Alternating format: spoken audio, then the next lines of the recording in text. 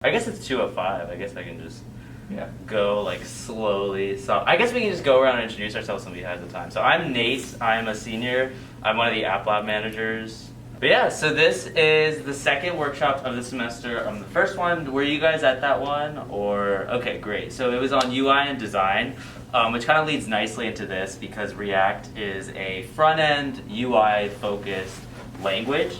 But yeah, so I guess we'll jump right into it. So my intention for today is just kind of give an overview of React. I feel like a lot of times you get introduced to a language and you don't really know like why does this language exist? What is it used for? So we'll go into that a little bit. And then we'll do a live demo online, which you guys can actually follow along with. I have a QR code to go to the website where we'll be doing it.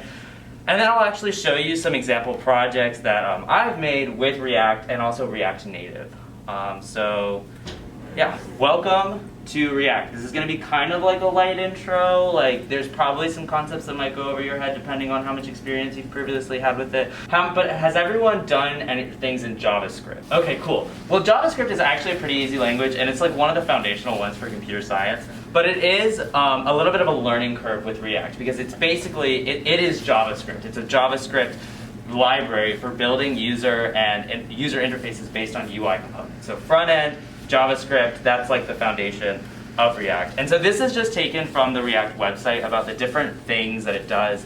So declarative, you design like simple views and then you use them all throughout their application. It's component based. So the best way I would say to think of React is kind of like Legos. Like in, a box of Legos, you're given a whole bunch of different colors, a whole bunch of different sizes. And so there's instructions that you can follow online, but also you can totally build it yourself, but you're kind of limited by what those building blocks are. And that's what React does, is they say, we're gonna offer a button and a view in a container, and you can customize it somewhat, but there are limitations to what you can do with it. But it's component based, so you wanna think about that as like, I wanna make a blueprint for all of my website and what I want the user interface is, and I can reuse that over and over and over and over again. So it can really reduce your overhead on having to write a bunch of different sites or having to power your logic. And so that's the idea, is learn once, write anywhere is also React. So React has React.js, React Native, which is on mobile applications, versus React.js is on web applications. But the idea is that you can learn this language and then you can write for pretty much anywhere instead of having to do Swift and specify in those different ways. So it's a generalizable language. It's supposed to be intuitive for programmers who have like sufficient experience in JavaScript and stuff. But yeah, so that's some of the other aspects of JavaScript. So if you took the modern web development class, I know they covered this, but it used to be in the past that traditionally you would go visit a website, and on the server side, like in PHP, something like that, they would render an HTML file and send that to your browser, and then your browser would just display that HTML file. Now things have changed where to increase speed, and efficiency, a lot of the rendering is done in the browser. Like JavaScript happens in the browser and it's rendered on the client side. And so that's actually one of the reasons why React is so fast, is they use this idea of like this virtual DOM, which is kind of connected to that concept. But basically, you're not constantly having to query your server for like a new HTML page every time. It's happening on the client side, and it's pinging that unless you have like data that you need to send to your server. Yeah. So that's and like a lot of the changes that you might make to web apps are, the page that you get back is 99% the same as the original one. And so being able to do that, just changing the stuff that actually changed on the page without having to reload the entire page from the server, that's another aspect of the efficiency.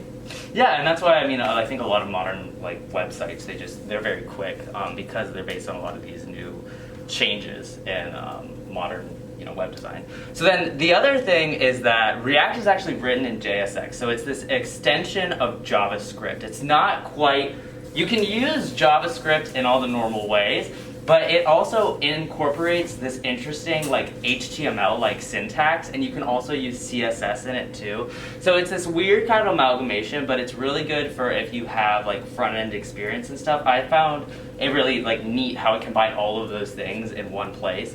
But there is, again, a little bit of a learning curve getting used to what that looks like when you're actually coding. And you do also sometimes have to be careful about, like, I know Visual Studio, like sometimes if I don't have my files like set up right, it'll like yell at me that I'm trying to use TypeScript and it's like not. And so there's like some little quirks that you have to watch there. But some other good things, so off of components, is there's this idea of properties, right? Like data that we can pass down through that components can inherit from one another that lends itself to like the state of that component. And these is kind of like really abstract concepts, but we'll go into an example code in a bit that I think will really show how powerful these tools can be. But yeah, so basically just properties are the idea that, you can store data throughout your, you can pass data throughout all your different user interface components. So this is kind of like a first example of what some React code looks like. So up until, I want to say about like 2019, 2020, the vast majority of React code was done via classes that extend this React.component, which is their like generalizable, like their like base, class that everything else kind of, inherits from, and it has like a super constructor and everything like that we'll see in a second too. So actually I use classes like in mine. They are starting to move away from classes to hooks, but I'll get there in a second. So just looking at this, if you've had any exposure to any code really with like inheritance and stuff, you'll probably like kind of recognize this like class, extends, React component, that sort of thing.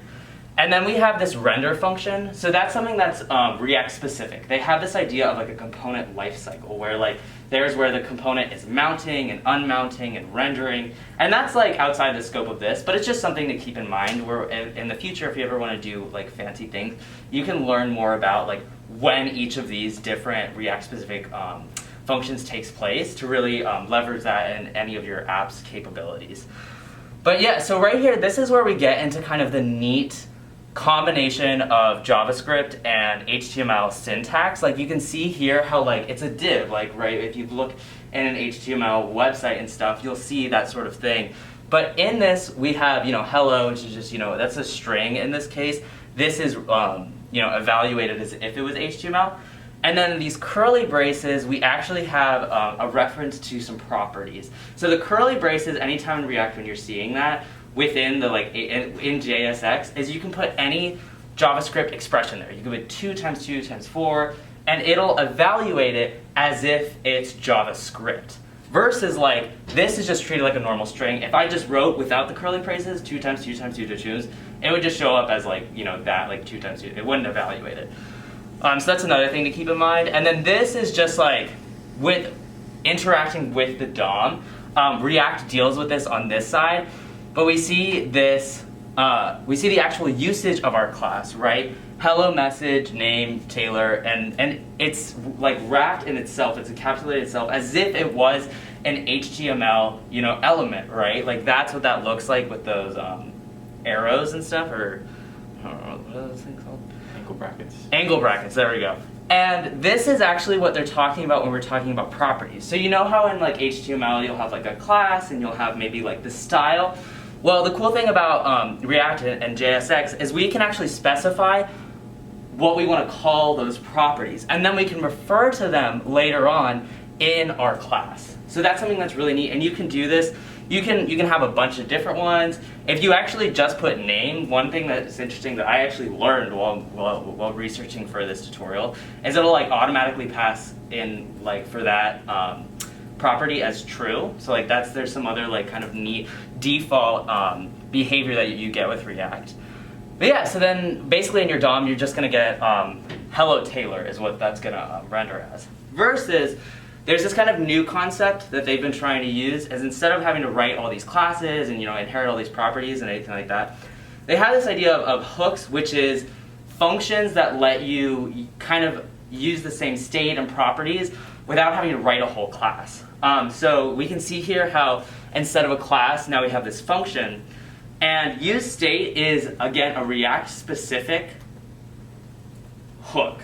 And so what these do is they actually return 2 different things. They return the state itself, so that's just like a variable or some sort of information about the component. And then the function that changes that state, the function that we use to update that state. So if you ever wanted to increase count, etc., etc., that's what you would do. And so what they're doing here is they're just deconstructing the output of that into 2 different things so that we can reference them easier. We're saying we want the actual value of the state to be encapsulated in count, And then we want the function in set count. And so that just makes it easier for us to write in code and stuff.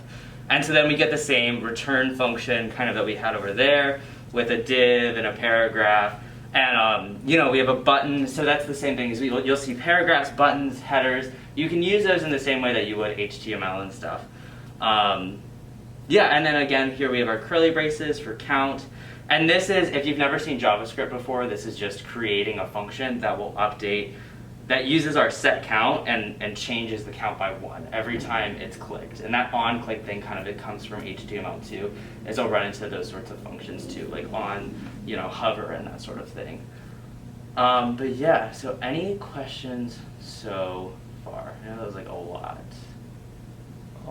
Is this just a JavaScript library, or is it kind of recompiling it into JavaScript? Yeah, so as in like when you're trying to use React, or like you do have to download like the React library and stuff to be able to code in it and stuff, if that was a question. Well, and it does compile the JSX into regular JavaScript. That is one of the things that you have to figure out how to do somehow. I know there's a really popular JavaScript library called Babel.js, which will do that kind of compilation for you. But you also don't have to use JSX, and I actually kind of enjoy using React without JSX. Not many people do it that way. Most people actually use JSX, but if you don't use JSX, that means you don't need that compilation step. Okay, so I mean, for example, you are returning a kind of HTML tag, but that's kind of not what you do in regular JavaScript. Yeah, what you do in regular JavaScript is you would actually have to create the HTML tag manually, which you can do in JavaScript. But that's what the JSX compilation will do for you, is translate that JSX into manual calls to create a div element and add a p child to it and all that kind of stuff. Yeah, okay. So it's kind of what we call like syntactic sugar to like cover a bunch of the different stuff that's happening in the background. Yeah, so the next aspect of this is let's actually do some experimentation. It's one thing to like talk about this. So if you guys want to scan that QR code or type in this address, either one of those. Is it something you can do on your phone, like what you're about to do? You can actually, you could do it on your phone. Oh yeah, I guess because you guys can't scan with your computers. Okay. Can you scan it with your computer? Huh? Can you scan it with your computer? Can I scan? Well, I'm gonna go to the website and like I'll walk through this. I was like, how can I get this link to people? Anyway, I can send it into the Slack, and you can guys. Yeah, into the Appathon Slack and stuff if you guys are part of that. The HTML, the URL isn't too terrible if you want to try it, but so I'll give you a couple minutes to figure out how best you want to do it. You can also just watch because I'm gonna go through all this stuff. Yeah, so this is again, it's very similar to what we saw before. So we have our class extends React component. And then this is actually explicitly has a constructor and the properties. And again, this super is just referring to the React component. And then this is our first explicit introduction. Oh, besides this is doing the class version of what those hooks were doing earlier with the whole set state idea and stuff. And all state is you can see here in these curly braces, it's basically just a dictionary. Like it's just a bunch of key value pairs. You can put objects in here, numbers. You can call them whatever you want. So in this instance, we have this is toggle on, and then it's just a Boolean with true. And then this is to handle click to make sure the binding works properly. And then this is our actual handle click function. And we can see here is we still actually use this set state function to change our is toggle on variable to different ones. So does anyone know what that is doing? This line right here. Yeah, there we go. Is it just like flipping it between true and false? Yeah, so I'm assuming people have seen it before, but this is the NOR operator basically, is it just changes it from what it was before. So every time we click it, the idea is that it'll like flip back and forth. Not operator. Oh, what is it? Not Operate on NOR. Not. And then again, we see this render function, which you'll see constantly in React. That's one of like the key functions that we use in React, and it returns this button. And so then on click, we actually specified up here we want to use this handle click function that does all these different things. And then, does anyone know what this operator is? Is that a ternary? Yeah, so this was actually one that I only got introduced to like later on when I was coding. But this is, and I think it's just caught on like, or more recently, I don't know. But this is what we call a ternary operator. So it's basically just a very, very short if-then statement. This question mark says evaluate the previous statement. If this evaluates to true, then we're going to display on. Else, we're going to display off. And you can nest these and stuff like that. So that's just like a nice, like cute little thing that if you want to use, like you'll look like a legit coder, you know, if you whip out the ternary statements. Yeah, and then we see again the same kind of syntax we had seen before, this React DOM.render, and then we have this toggle class right there, which is what, again, we called our class toggle earlier. So now, when I click this, and this is actually the cool part about this website, is we can see our changes like happen here. So you can see how I'm clicking and it's changing on to off, etc. So yeah, so now we're gonna change that. So we're gonna add some other things to it. So again, I'm gonna go back to my state. And again, the cool thing about this, because it's just a dictionary, I can add a comma, and then I can add basically, you know, whatever variables I want. So I'm actually gonna add an integer variable, count. I wanna count the number of times that people are going to click this button, right? So then we can scroll down, and now when we do handle click, the other thing that we want to add too is we can just do another comma as well, and for count, we want to update it. What do you guys think I should write here? So we're probably going to want to add one, right, yeah. And so the cool thing with React is that we can use this previous state, like this is all kind of like React sort of functions. We can use this previous state, dot count, and we can add one. And just like that, every time that somebody would click, when somebody clicks, it's going to update that our count for us. And so the last thing we can do is we can go over here. So we're in this button now, right? And this is when we think about our UI and how we want this to render. And I could just like, so I actually want to add a different component, right? I'm actually going to add an H1 component in here, right? And we can, you know, again, because of JSX, we can just write it like that, have it in there. And what I'm going to do, though, is I'm going to use the curly braces to signify that I now want to use JavaScript. So I can do this dot state dot count, right? If I tried, so, you know, alternatively, just so you guys can see, so we see I have a 0 there, versus when I just do it without the curly braces, it treats it as a string. It just treats it as text and stuff. So that's why you gotta use those curly braces. And so now, I delete that, when we click this, we can see it increasing every single time. It keeps track of that. Let's do another button and render, right? Where you can just copy and paste that guy, right? Put him right there. And then, wait, give it a second. Oh, wait. Oh, yeah, okay. So one thing that return expects is that it's in one like element and stuff. So you can do a div here or whatever. One thing that I actually learned too is you can just do these empty angle things right there. And so now it's like, oh, there's 2 in there now. And so now we see how we have 2 buttons. But the issue is when we click here, we see that both of them have the same count. So that actually can be a benefit or a negative, right? Like if we think about that, in this class, everything within this shares the same state, right? Like they all share the same state. So if I wanted to pass the same information, if there was any other classes that were like encapsulated in this and stuff, it would have access to that information. So that can be really useful, right? Like if we have, you know, a to-do list and we have like nested objects in that to-do list and we wanted to like have all that, you know, data, like have access to that information, that would be really useful. But if we wanted to actually make 2 buttons to see, you know, the difference, to see like if like somebody's clicking this button more than that button or whatever, what we can actually do is go delete that, and we can actually go all the way down here to this render, do our little do our little angle brackets, and there, and add a second toggle.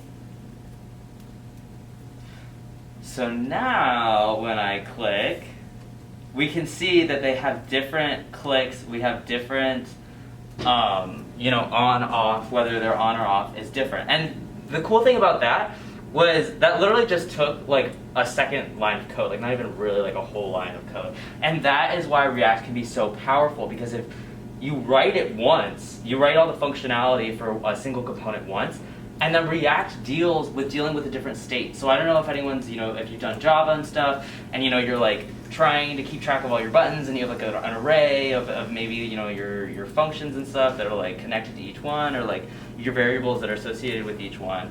But yeah, so this can be really powerful, is basically letting React deal with a lot of that for us. Yeah, and then this is just kind of fun. Like this website, there's a CodePen. If you just look up like CodePen and then in React, they have a bunch of different examples, like hooks, functions, classes, using an API and stuff that you can just play around with in your browser. You don't have to download anything, so you can just get kind of like a taste, low stakes sort of place to get things. But the fun thing is, as you can see over here, so we have this HTML aspect, but you also have CSS. So this is kind of fun, because we can just go in here, and this is the combination of CSS in it as well, as we can just, you know, add a little bit more styling, because this is not as cute as we really want it to be. So we can add some things like number of clicks over here, and that's just, oh, there we go. And then, I don't know, everybody loves cursive, so we can make that cursive. Nope, not that. And then we can do, because it's Valentine's Day, everybody loves, what is that? That's not even cursive, it's Comic Sans. Everybody loves Comic Sans. Wow, we can actually do that, and then boom, right? So this is just, I don't know, I just find this CodePen is pretty fun to just mess around in there. Is it Font Family Script, maybe? Is that a thing? Anyway. Script.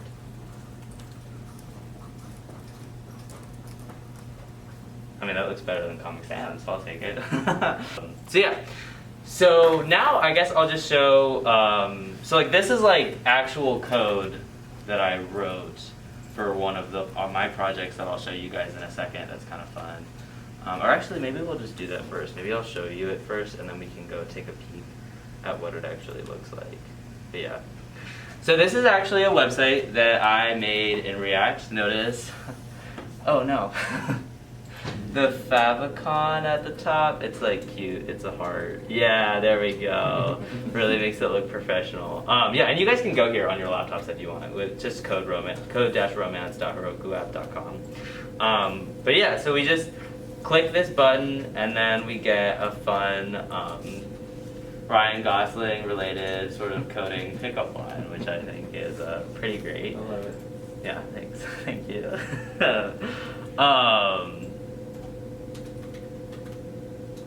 Yeah, so you can do that and stuff. And so this is actually a React app that I use Bootstrap in too. Like if you notice, this button looks a lot cuter than the other button that we saw in like the live demo and stuff.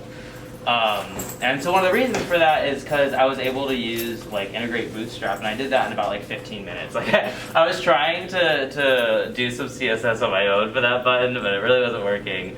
So yeah, so I was able to use Bootstrap with that, and there's like there's other, you know, sort of things like that. Has anyone ever used Bootstrap before? I used Bonbon. Yeah, like it's a bunch of different like tools and stuff that basically make like the CSS and styling of your apps easier. So that's another thing that you can look into. That usually people just like choose one and kind of run with it. And then I was introduced to Bootstrap, so that's what I do. But yeah, so this is actually a React app. And so we can go and take a little bit of a peek into, if you do decide to do development, like you don't just want to, you got tired of messing around with just like the code in the browser and stuff, and you're like, okay, now I want to make a project. They do have, it's really actually kind of quick and easy, at least I've found, or it can be, unless you like run into errors and stuff, which is usually how these things go.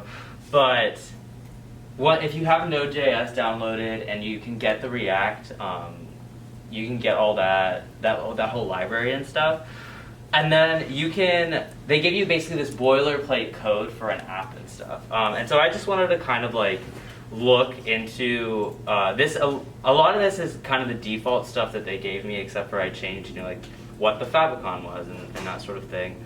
So we can go in here. So this is an HTML document, and it has everything that's basically going to render on the website. So if we go down here, it's like the title of my, my little app and stuff. That's all on the head. And then we see this div ID root, and so that kind of connects to what we were looking at before. Like in the React DOM, what happens is everything that we write in the code in the other code files is going to render in here in the body right there. And so that's just one thing to know about, And then we have this. You'll be given an SRC folder in your new React app, and we can go in here. And we see this is where we actually see the React DOM.render function. And that's why we always have that render function in any of our React files, is because that's what it's doing, is it's going in to it's using that render function. And so this will do, it references this app, right? And so then what that is what we get down to is actually where we will write our code. So we can go into app.js and we see this function app, and that's where we'll write everything in there. So this is actually a weird, my code, you can see that app is a function and then Valentine is a class, so I kind of combine both hooks and classes into my React code. But yeah, and so the cool thing is when we go here to the website, and have you guys used Chrome developer tools before? Okay, well, they're really powerful either way if you have before. But yeah, right-click, inspect, and you can get like a bunch of different things. But one thing I like to do is we can go in here and we can see that we have this div ID root, this div class app, and these, those are the two things that we saw in our files. So it lines up with the HTML that we actually see in our projects. But yeah, so then we see here again, I have this constructor with super, and then I have a toggle on and off, like kind of how we saw earlier. And then I have my own handle click function. And this right here is, I actually, for this one, for Ryan Gosling and stuff, I have my own function, generate Ryan. And this, if anyone's coded in JavaScript before, so that's just like, your basic vanilla JavaScript, right? And then right here, I have this return, and then this is first of all, not formatted very well, but that's where we get into kind of, we have a container, and that's something that's from Bootstrap, and it looks like HTML, and then we have an A-ref, A with an href, and that's to some sort of, picture and whatnot, and then I have the image styling and all that. So again, that's just another example of what you can do with React and combining all that syntax and stuff, and that aligns with, okay, let me go here. And that aligns with, that's generating this image and stuff. So those couple lines of code are what is able to, nest this in with the other things and whatnot. And then, yeah, and then I have my render. And I have, again, in your render function, you can put just vanilla JavaScript and stuff. This is just an if-then statement. I could have used a ternary operator, but I followed my own advice. But yeah, and this leads to, I can, have all these different components that are nested in this,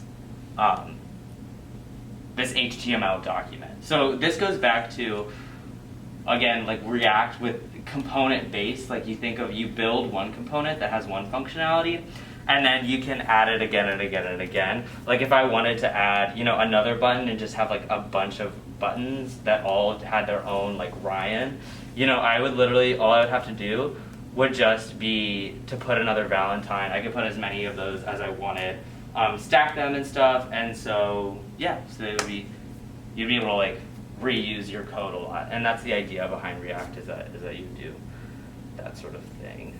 So yeah, I guess I'll ask, I can show you guys React Native project that I've done. Yeah, so React Native, that is, you have to download a different, another library. To VS Code is the one that I use a lot. They actually have this really cool development environment, Expo. So I actually have an app on my phone where you're given a QR code and you can do live development and stuff. And so that's really neat. So that like if you want to see your like how it works in real time, you can do that. Unfortunately, I don't have that set up for this particular. Oh wait, I need to open up. Session, but this is like an example of what kind of a React Native one looks like. So this is interesting. It's React Native but deployed to a website. But when you have it on your phone and stuff, you can see immediately how it's made to be on mobile. And one of the things that's nice about this is you can deploy it to Android, you can deploy it to iOS, and it's one code base, one code source, and you can also put it on web if you have the gumption to do that. And so this one, kind of like the other one, is each of these, you see how they have the same sort of information, but each of them has their own like little, actually the best way to show it is I can go over here, these little icons, create new survey. This was like a very specific business use case app that I was helping somebody out with, but right here is where we again see that differing state. So I can add a bunch of new questions, and every single question will have its own, hello, how are you doing? Will have its own information, right? Like I can toggle these, and you see how the other ones aren't affected. And also, I didn't really have to write the code to keep track of the state within those. I would have to write the code if I wanted to keep track of those in like a database and whatnot, but I don't have to kind of hyper manage or like over manage, what's actually happening there. React deals with a lot of that stuff ourselves. Yeah. And I can delete things, and then you drop down rating, select option. You can add all these things in here.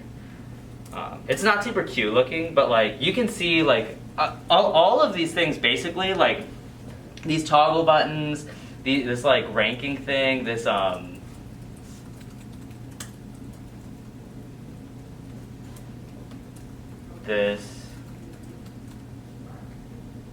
like drop down, all of that sort of things. All those were came basically in the React package and stuff that we're able to use and whatnot, basically out of the box. So that's one of the nice things is, again, I go back to the Legos metaphor of like you have limited number of components, but if you're kind of fine like with what they're given, you can do some like creative things pretty quickly with them. This only took like kind of like a week or so to get together and whatnot. But yeah. Do you have Expo up for that? No, I don't have the Expo up for it. I was actually running into errors on that one. But yeah, I've successfully used Expo in the past and stuff, but yeah. Yeah, that one's just kind of neat because you can see the result of what you're developing on your phone. Yeah. It's kind of neat. Can verify it is very cool. But yeah, I made those two different ones. The good news is that React, the other thing about it is the React's just becoming so popular. Like one of the other things I found was there was a lot of libraries that were made where you could download to add on to React, like if you wanted to have, like a star rating system or something like that, because it's used so frequently. There's just like a lot of people who contribute to and a lot of resources about React, as well as it integrates a lot with a bunch of different things. Like I know Daniel's used React with Firebase is one of those, and Firebase is a really like intuitive and easy to use database that actually we'll be having a workshop on in the future.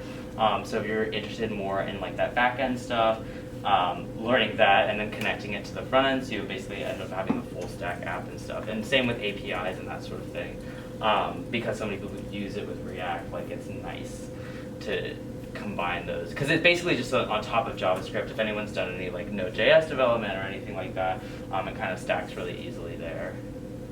So yeah. So as some of y'all are learning React Native, how much of the difficulty would you say is based on not understanding HTML well versus JavaScript well versus React?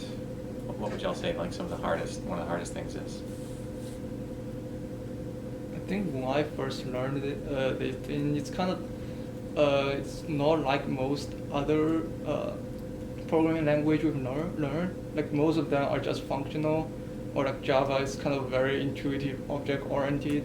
But like this is completely new, and Yeah, so especially when you want to learn some other frameworks like Redux, so it's kind of based on completely new paradigm, and that's kind of very difficult at the start. Yeah. So it's hard just to understand what React is doing in general. Mhm. Yeah. Okay, yeah, that makes sense. Anybody else have thoughts on that? Y'all feel like you know HTML already pretty well? Or, yeah? Well, hilariously, the one thing that when I was actually making this tutorial was I was like, wow, I wish I knew a lot of these things before I, went into coding React, because I feel like, unlike like with Java and stuff, you have a lot of you use it in class, and I feel like they talk a lot, and like you use basic instances to build up your familiarity with the syntax before you try to jump into making something functional. And so that's why I really encourage using things like CodePen and stuff to just these small little examples. And I can actually bring up another one and stuff that we could look at and whatnot. Just to kind of explore, because I think seeing those smaller examples build up to bigger ones, and like understanding properties and states and components and stuff. At least I knew trying to wrap my head around that was one of the hardest ones, the kind of like weird React combination of things.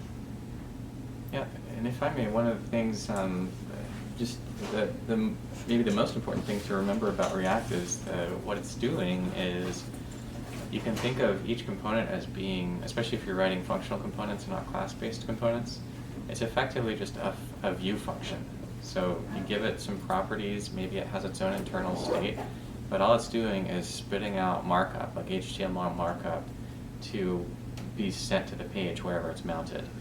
And the only time it's going to re-render is if that component gets a new property sent in, like if the property is different than it was before, property is like an argument to it, or if the state internal to it, like if you're using the useState hook and that state internal to it changes, then it'll be re-rendered. And there are a few other cases where it can be re-rendered, but those are the two main things to keep in mind, is like either the property changed or the internal state changed, and then it re-renders, which just means that the function gets called again, and if there's any different output that's produced, that gets sent to the page instead. And so the paradigm, I think, is pretty easy to understand if you just keep that in mind as you're writing your components. Also, the other thing I will say, if you're learning it, there's some really great YouTube tutorials. I know they're like an hour and a half long, but if you Google them, if you watch them on like 2x speed, it's manageable, which I would recommend. I got like some of my material from watching those.